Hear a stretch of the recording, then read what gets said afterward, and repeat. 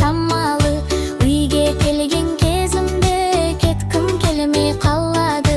Жан өзімнің жанында тіпті рақат секілді. Айтады ұйықтар алдында ертегенің не түрлі.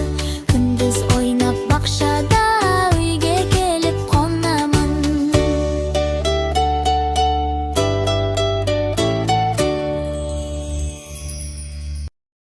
Сәлем достар! Біздің парақшаға кіріп, лүпіл басыңдар.